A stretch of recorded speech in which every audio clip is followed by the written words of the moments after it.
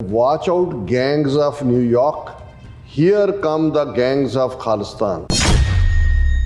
Apart from Canada, these gangs have been active in the US as well, including in parts of California, such as the Central Valley and Sacramento, where SFJ extremist Tandarpal Singh was shot at.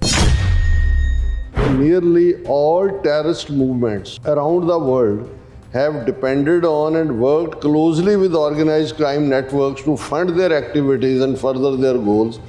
Take, for example, the Afghan Taliban's control over opium production and involvement in the heroin market, or the Irish Republican Army's links with the Italian mafia. The violent Khalistan movement is no different.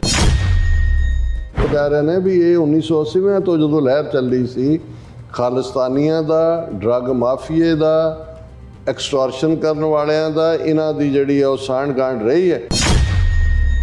In partnering with gangsters involved in a range of activities dominated by drug smuggling, but also including gun running, target killings, and extortion in their countries of origin, the Khalistani diaspora has chosen a path fraught with danger.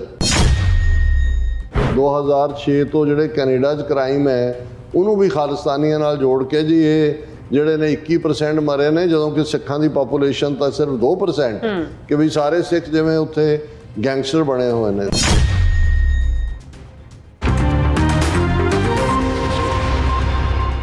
ਦਰਸ਼ਕੋ, break ਤੋਂ ਬਾਅਦ ਤੁਹਾਡਾ ਸਭ ਦਾ ਭਰਪੂਰ ਸਵਾਗਤ ਹੈ। ਸੋ viewers, ਗੱਲਬਾਤ ਕਰਨ ਜਾ ਰਹੇ ਹਾਂ ਕਿ ਭਾਰਤੀ ਏਜੰਸੀਆਂ ਵੱਲੋਂ ਕੈਨੇਡਾ, ਅਮਰੀਕਾ ਵਿੱਚ ਜ਼ੋਰ ਫੜ ਚੁੱਕੀ ਖਾਲਿਸਤਾਨੀ ਲਹਿਰ ਨੂੰ ਬਦਨਾਮ ਕਰਨ ਲਈ ਇਸ ਨੂੰ ਗੈਂਗਸਟਰਾਂ ਦੇ ਖਾਤੇ ਵਿੱਚ ਪਾਉਣ ਦੀ ਜਿਹੜੀ ਵਿਉਂਤਬੰਦੀ ਕੀਤੀ ਜਾ ਰਹੀ ਹੈ। ਔਰ ਨਿਊਜ਼ ਇੰਡੀਆ ਅਬਰੋਡ ਵਿੱਚ ਇਸ ਸੰਬੰਧੀ ਛਪਿਆ ਇੱਕ ਆਰਟੀਕਲ ਸਥਿਤੀ ਦੀ ਗੰਭੀਰਤਾ ਨੂੰ ਬਿਆਨਦਾ ਹੈ। ਸੋ ਇਸ ਬਾਰੇ ਆਪਾਂ ਗੱਲਬਾਤ ਕਰਨ ਜਾ ਰਹੇ ਹਾਂ। ਸੋ ਅਸੀਂ ਚਾਹਾਂਗੇ ਕਿ ਤੁਸੀਂ ਇਸੇ ਤਰ੍ਹਾਂ ਬਣੇ ਰਹਿਣਾ, ਦੇਖਣ ਸੁਣਨ ਲਈ, ਲਿਖਣ ਲਈ। ਤੁਹਾਡਾ ਸਭ ਦਾ ਬਹੁਤ ਬਹੁਤ ਧੰਨਵਾਦ ਜੀ। ਡਾਕਟਰ ਸਾਹਿਬ, ਕੀ ਵਿਚਾਰਾਂ ਨੇ?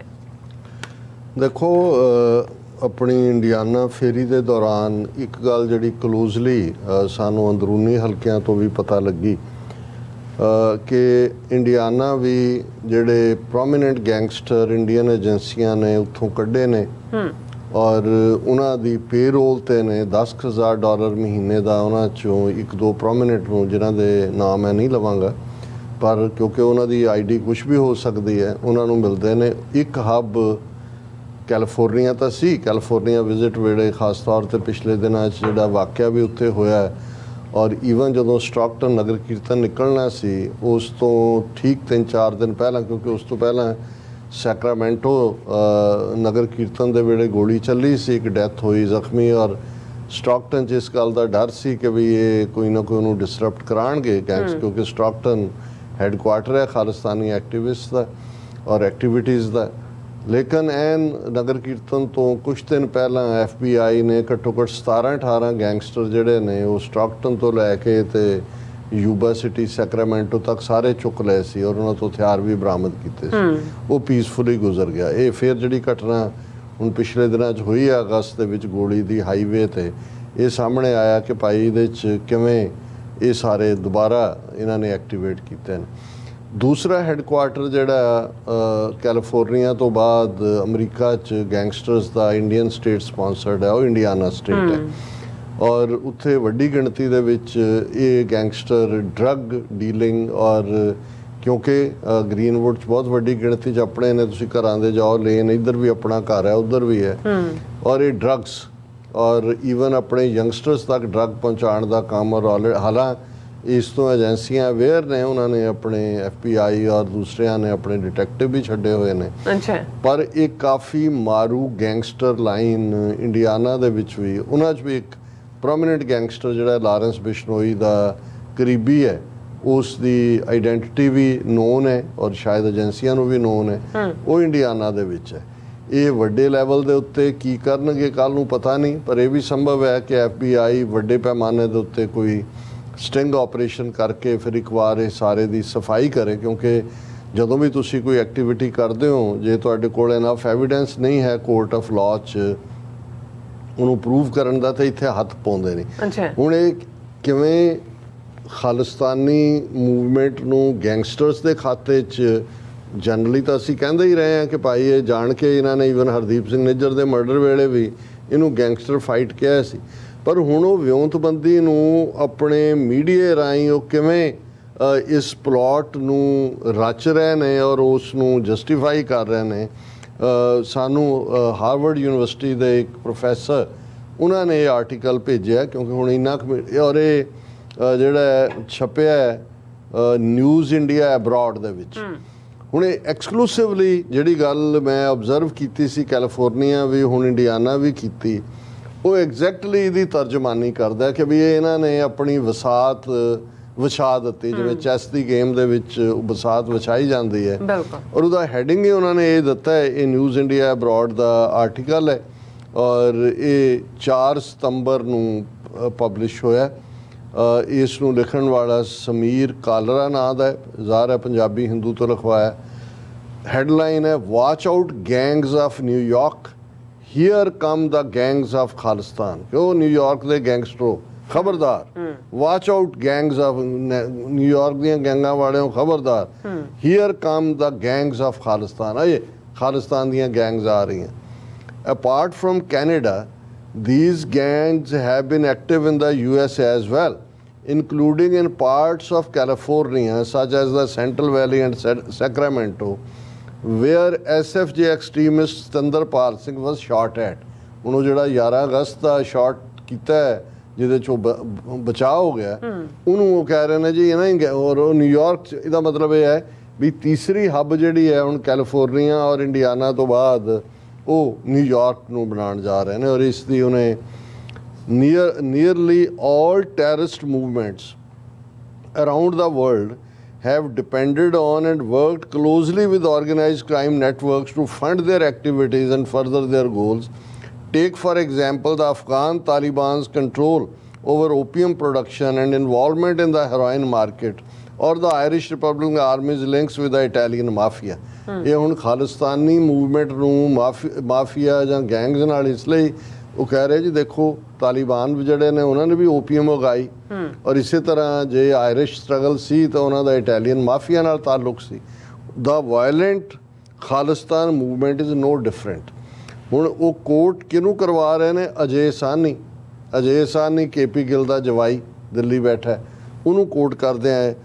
whether during the height of Khalistani terror in India during 80s and 90s or today, there has been an intricate nexus between Khalistani groups and transnational crime syndicates peddling in weapons and drugs, robbery and extortion rackets and other illicit activities.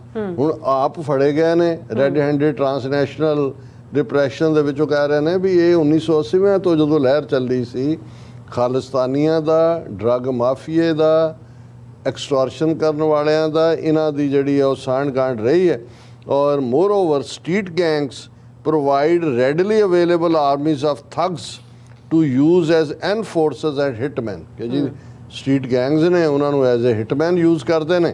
ਇਹ ਦੇ even have common means of moving money such as through hawala networks which are often used to fund terrorism in India।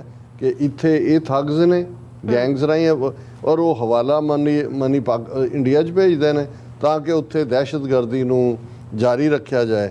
ਹੁਣ ਅਜੇ ਸਾਨੀ ਨੂੰ quote ਕੀਤਾ in partner, ਇਹ KP Gill ਦਾ ਜਵਾਈ ਹੈ, in partnering with gangsters involved in a range of activities dominated by drug smuggling but also including gun running, target killings and extortion in their countries of origin, the Khalistani diaspora has chosen a path fraught with danger। कि भाई ये खालिस्तानी उन इस dangerous खतरे से तुर पे ने, gun running, target killing, extortion, ये वो।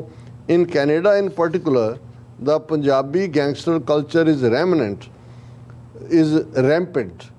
21% of gangsters killed in gang wars or police operations since 2006 are Punjabi origin, while just 2% of Canada's population is Punjabi। ਹੁਣ ਇਹ ਈਵਨ 2006 ਤੋਂ ਜਿਹੜੇ ਕੈਨੇਡਾ 'ਚ ਕ੍ਰਾਈਮ ਹੈ ਉਹਨੂੰ ਵੀ ਖਾਲਿਸਤਾਨੀਆਂ ਨਾਲ ਜੋੜ ਕੇ ਜੀ ਇਹ ਜਿਹੜੇ ਨੇ 21% ਮਰੇ ਨੇ, ਜਦੋਂ ਕਿ ਸਿੱਖਾਂ ਦੀ ਪਾਪੂਲੇਸ਼ਨ ਤਾਂ ਸਿਰਫ 2%। ਕਿ ਵੀ ਸਾਰੇ ਸਿੱਖ ਜਿਵੇਂ ਉੱਥੇ ਗੈਂਗਸਟਰ ਬਣੇ ਹੋਏ ਨੇ।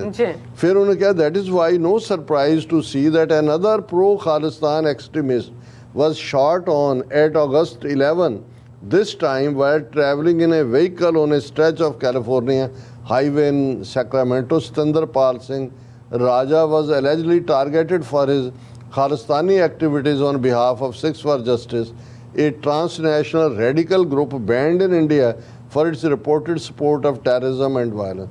ਹੁਣ ਕਿਉਂਕਿ FBI ਇਨਵੈਸਟੀਗੇਟ ਕਰ ਰਹੀ ਹੈ ਉਸ ਹਮਲੇ ਨੂੰ, ਇਹਨੂੰ ਵੀ ਇਹਨਾਂ ਨੇ ਸਿੱਧੇ ਜਿਹੜਾ ਗੈਂਗਸਟਰਸ ਦੇ ਨਾਲ ਜੋੜ ਦਿੱਤਾ ਹੈ। ਉਹਨਾਂ ਨੇ ਕਿਹਾ ਵੀ ਕਿਉਂਕਿ ਇਵੇਂ ਹੋਇਆ SFJ ਨੇ ਇਸ ਦੇ ਲਈ ਇੰਡੀਆ ਨੂੰ ਦੋਸ਼ੀ ਦੱਸਿਆ, ਪਰ ਇਹ ਜਿਹੜਾ ਸਾਰਾ ਇਸ ਦਾ ਹਿੱਸਾ ਹੈ।